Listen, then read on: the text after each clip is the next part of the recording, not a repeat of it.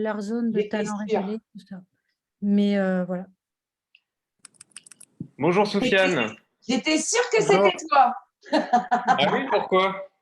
Je sais pas, je l'ai senti. Une intuition. Ouais, Ça mon va bien intuition. Soufiane? Ça va, merci vous. Ça va très bien, merci. Merci de nous donner un peu de ton temps. Avec plaisir. J'aurais aimé faire plus vite, mais le temps de rentrer.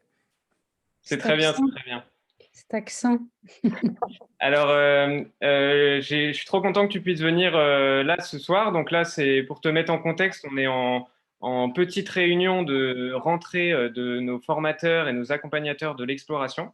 Et du coup, je souhaitais leur faire parvenir un petit exemple d'inspiration dont on a eu l'occasion d'avoir cette année pour nos bénéficiaires. En plus, je suis content parce que du coup, Hélène qui t'a accompagné est aussi là ce soir. Coucou Aude, bienvenue, tu arrives pile pour le temps d'inspiration.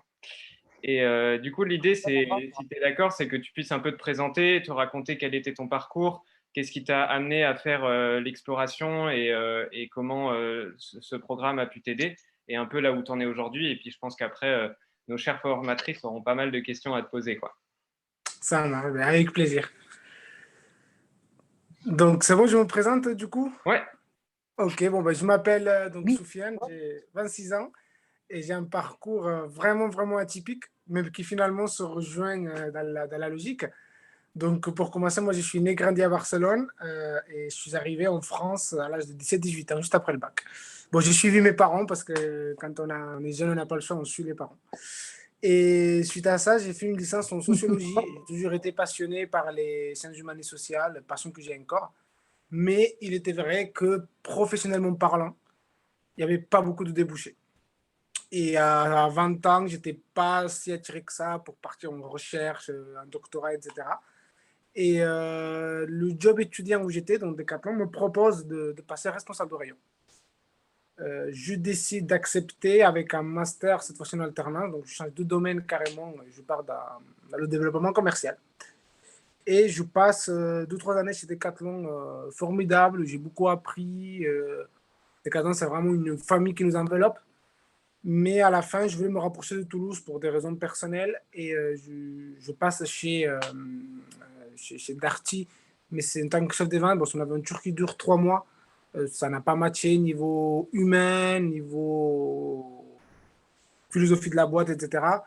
Et suite à ça, bon, je passe 6 mois au chômage où j'arrive pas à décrocher un emploi suite à mon parcours pro parce que j'étais quelqu'un de très polyvalent, donc je savais faire beaucoup de choses, mais pas si spécialisé. Et dès que j'allais sur un poste spécialisé, on me disait, vous ne l'êtes pas. Et dès que je descendais un peu, un job un peu moins qualifié, on me dit, vous êtes trop qualifié.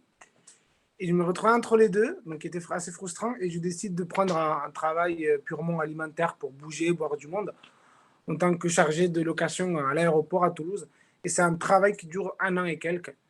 Donc, je continue à postuler tous les jours. Et pendant 1 an et demi, je suis vraiment resté dans une démarche assez négative. Et après ça, je trouve un travail en tant que responsable de secteur pour Samsung, donc qui dure 1 année. Un travail qui se passe plutôt bien, j'y m'y plais. Mais je commençais déjà à avoir une espèce de choc ou d'incompréhension vers moi-même parce que depuis, notamment avec ma femme, on avait commencé à se soucier de notre propre empreinte carbone.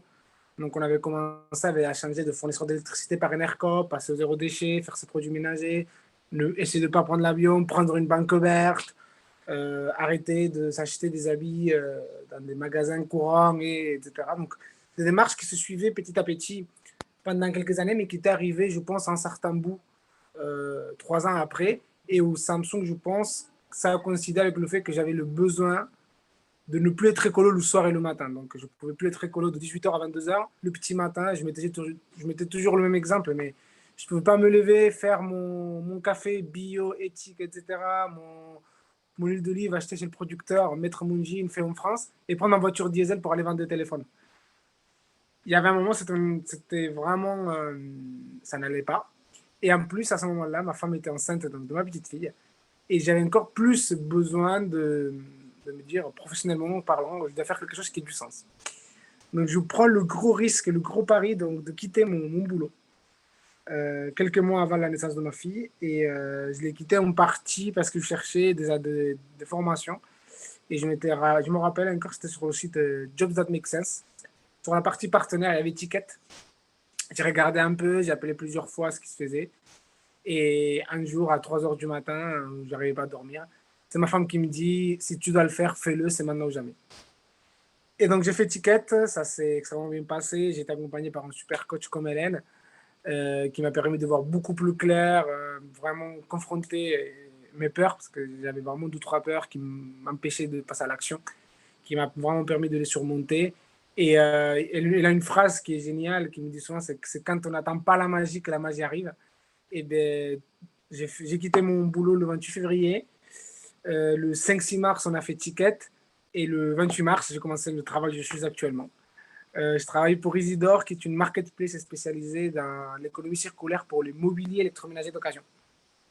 Donc aujourd'hui, je travaille en tant que Customer Success Manager, donc je m'occupe de toute l'expérience après-vente, mais aussi j'essaye d'améliorer le funnel pour arriver le plus du monde, surmonter les potentielles craintes, etc., qu'on puisse avoir au quotidien.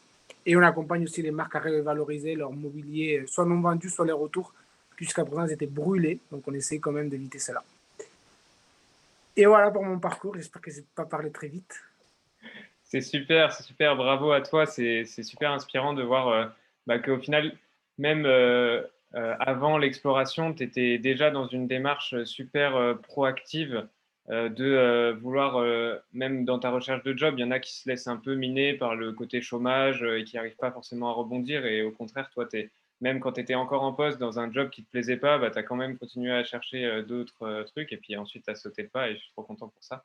Et du coup, comment ça se passe actuellement dans ta nouvelle entreprise? Est-ce que tu sens que tu as trouvé une place chouette et tout ça? Ah, complètement, honnêtement, j'adore ce que je fais.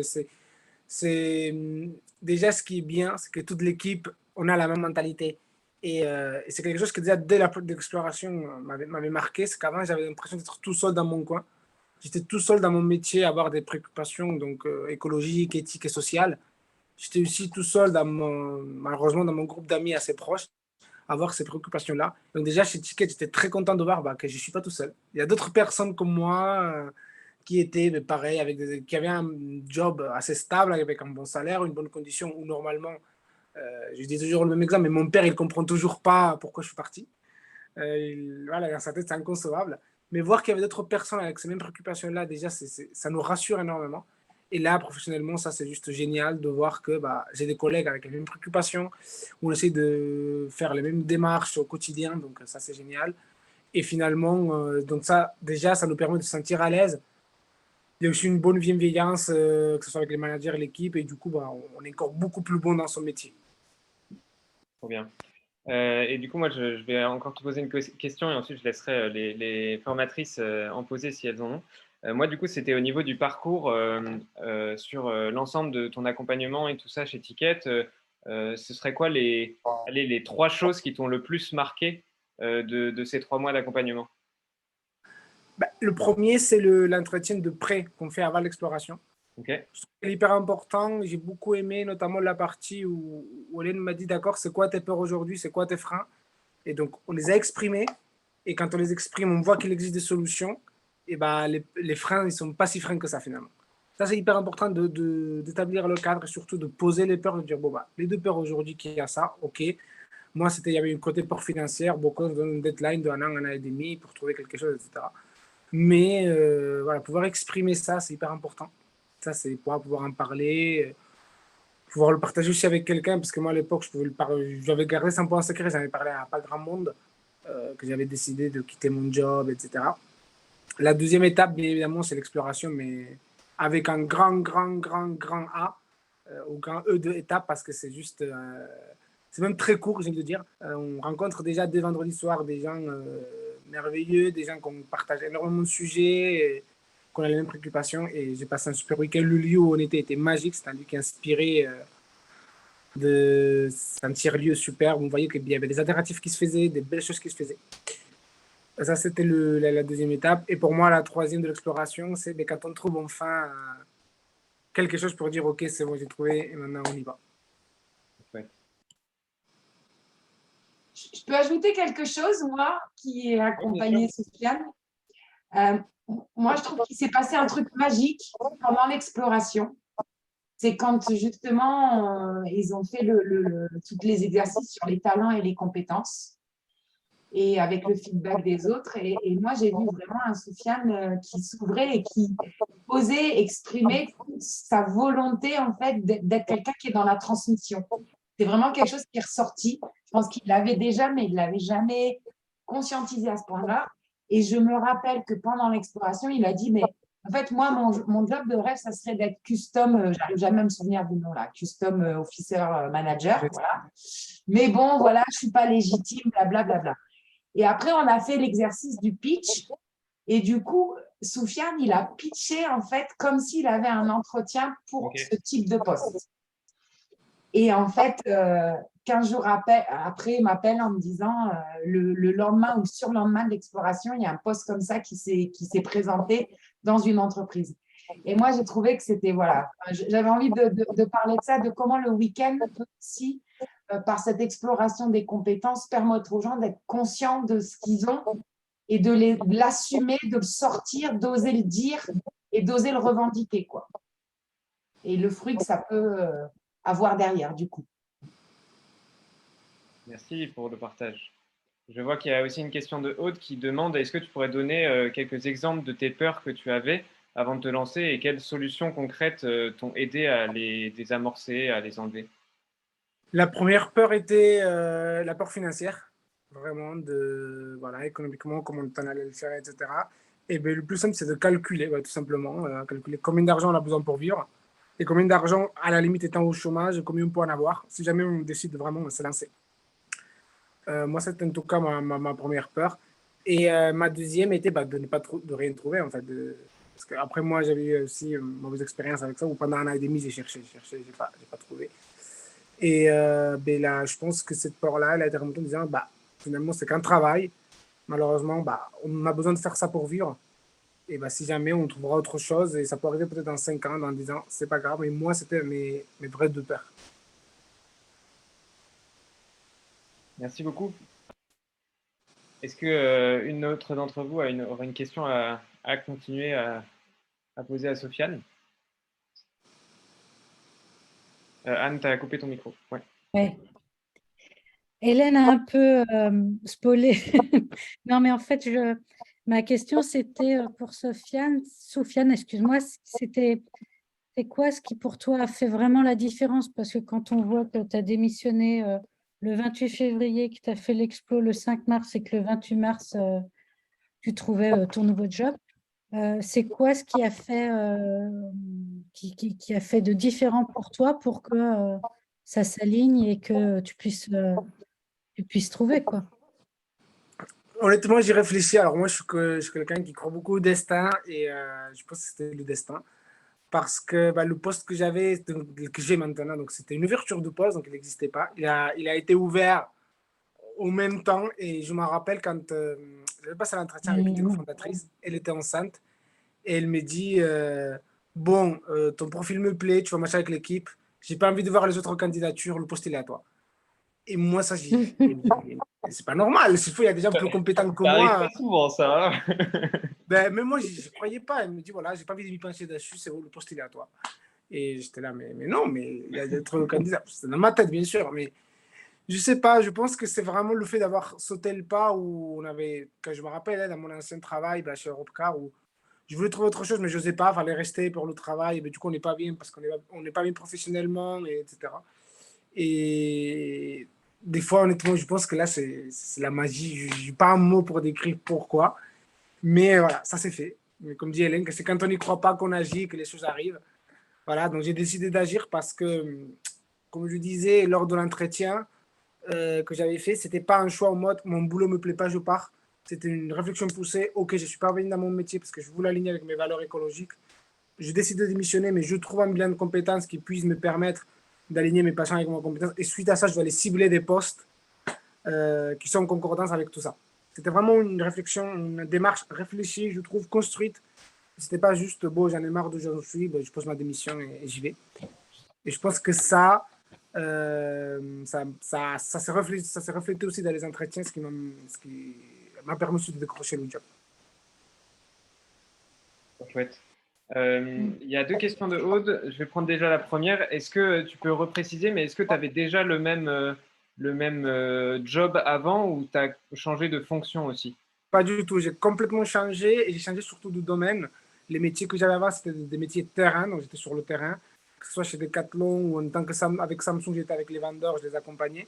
Alors que là, donc déjà, le poste, c'est pas du tout le même, et surtout dans le domaine, parce qu'on est une marketplace, donc on travaille beaucoup dans le digital, avec des outils que je ne connaissais même pas. Je découvre encore tous les jours plein de choses, donc non, j'ai fait un changement radical. Ok. Et la deuxième question d'Aude, du coup, qui porte sur plutôt l'aspect financier. Est-ce que ton salaire proposé dans ton nouveau job est plus bas que ton salaire précédent? Et si c'est le cas, comment est-ce que tu as abordé ce fait-là, comme notamment c'était une de tes peurs au départ? Et est-ce que tu as essayé de négocier ton salaire lors de l'embauche? Alors, le salaire, oui, est plus bas. Je peux m'en donner le chiffre, c'est 5 000 euros moins par an.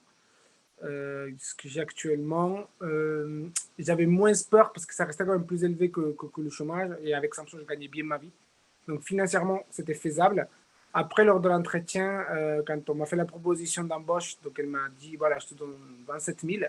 Moi, j'avais dit OK. Et elle m'avait dit, tu négocies pas.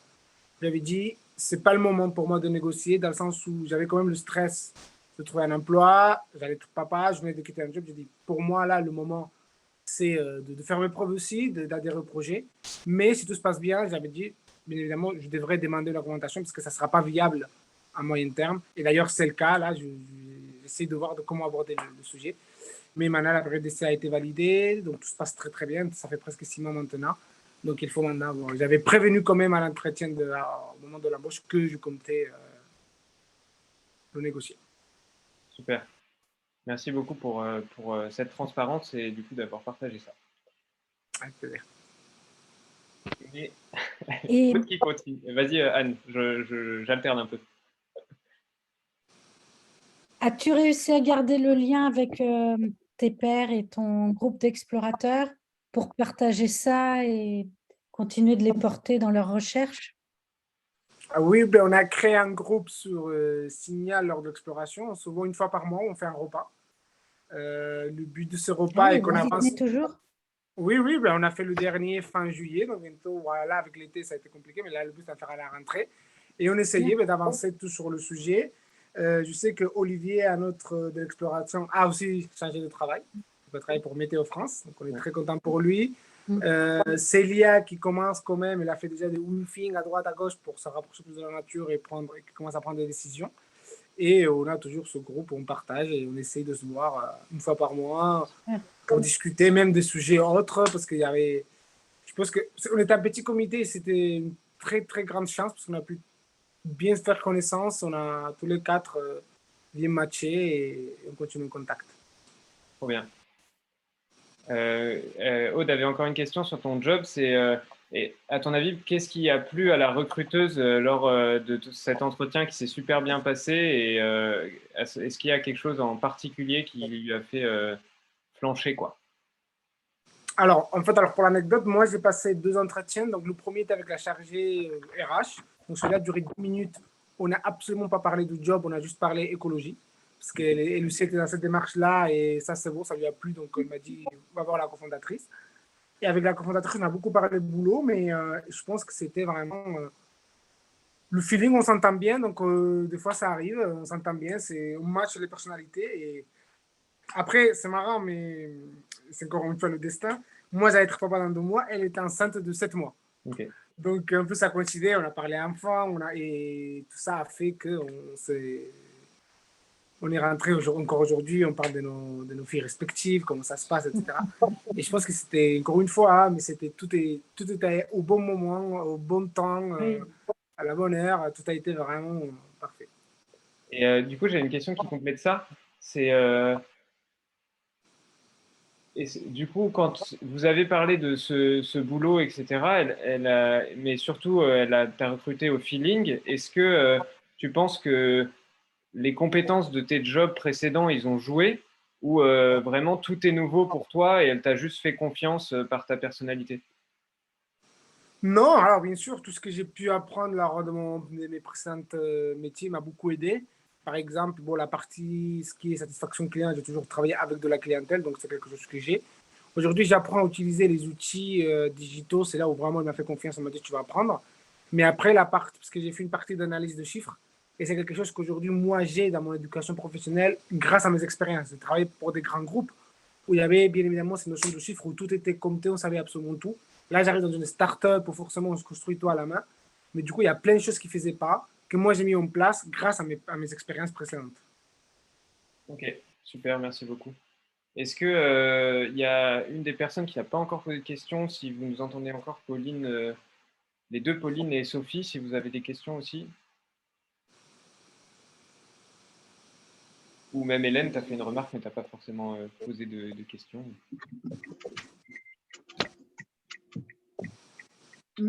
Peut-être juste partager un partage d'expérience par rapport à la question sur les peurs là, dont quelqu'un a posé. En fait, souvent les deux choses. C'est souvent d'arriver à... La peur, c'est du ressenti et c'est de mettre derrière du factuel. Donc, quand il disait la peur financière, en fait, c'est t'accompagnes la personne, OK, vous avez besoin de combien pour vivre? Voilà, aujourd'hui, tu gagnes combien? Enfin, et on traduit tout ça en chiffres, on met ça noir sur blanc sur papier. J'ai eu le même cas avec un explorateur qui était père de famille, qui s'inquiétait. Je disais, est-ce que vous avez discuté avec ta compagne? Est-ce que vous avez fait un budget sur ce dont vous avez besoin, les besoins essentiels, le mode de vie, qu'est-ce que vous êtes prêt? Enfin, et souvent, des fois, le fait, alors ça ne marche pas pour tout, mais pour certaines choses, il y a beaucoup de fantasmes en fait, et le fait de traduire les choses en concret, ça aide quoi. Et de voilà, ça c'est une chose. C'est déjà pas mal quoi. En tout cas voilà, de formaliser. Et ah oui, si ce que disait, c'est ma phrase un peu fétiche. Je dis aux gens, je dis souvent sur certaines formes, c'est si vous voulez vivre vos rêves, arrêtez de fantasmer en fait.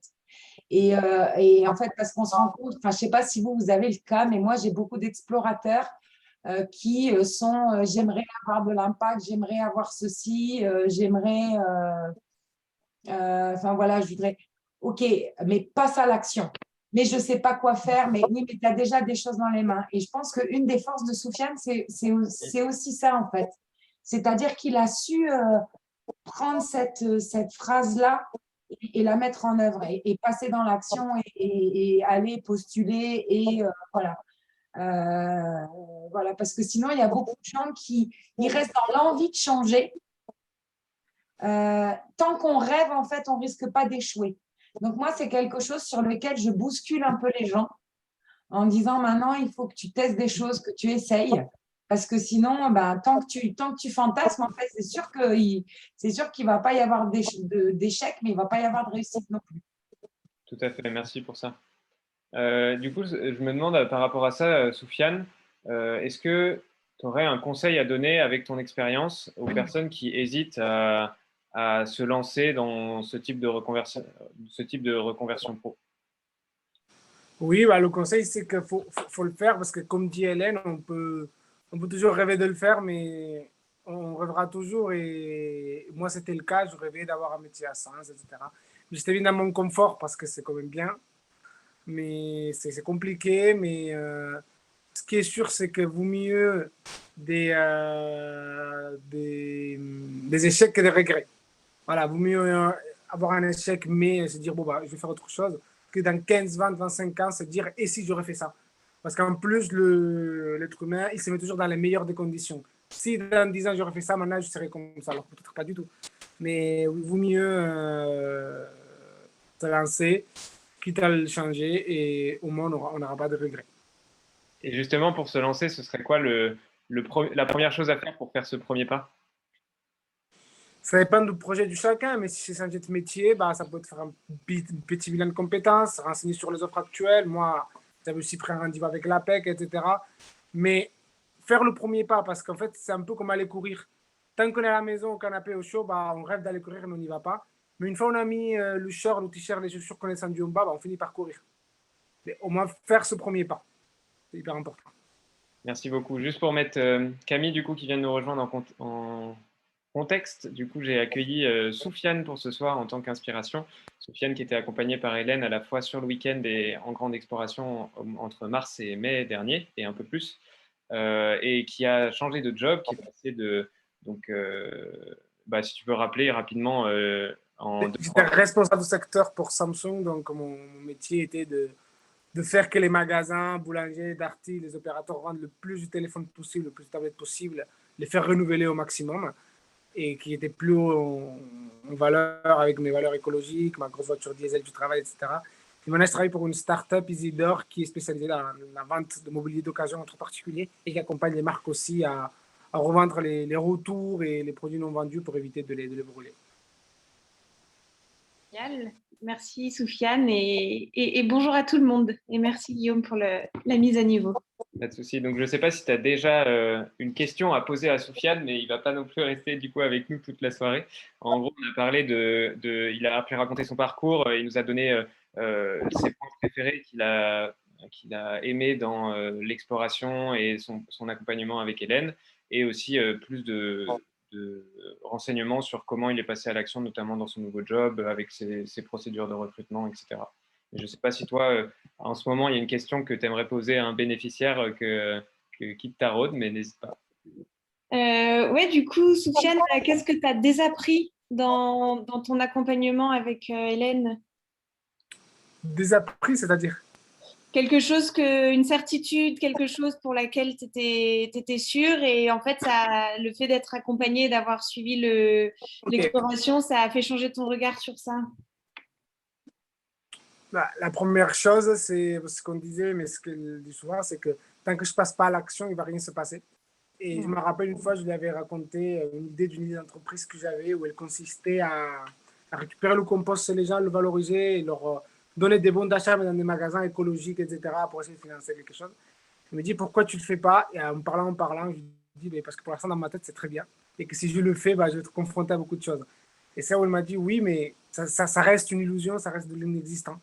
Alors que bien sûr, en passant à l'action, ça va être compliqué, on va trouver des freins. Mais en tout cas, on va peut-être pas trouver exactement ça, mais une alternative qui va permettre de... Et finalement, tu vas finir à une idée complètement différente, mais c'est grâce à cette idée où tu as fini là. Et je pense que c'est quelque chose qui va vraiment marquer, en plus moi qui aime beaucoup imaginer. Mais tant que j'imagine, c'est bien, c'est beau, mais ça reste de l'imaginaire, on ne peut pas le toucher, c'est pas du réel.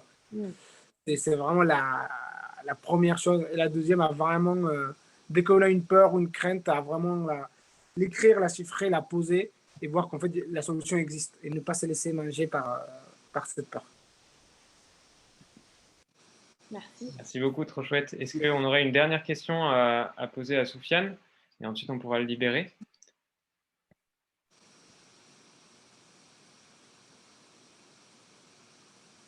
Pas forcément. Est-ce que toi, Soufiane, tu aurais un dernier message à nous faire passer? Oui, bien sûr. Tout d'abord, merci à Hélène pour l'accompagnement.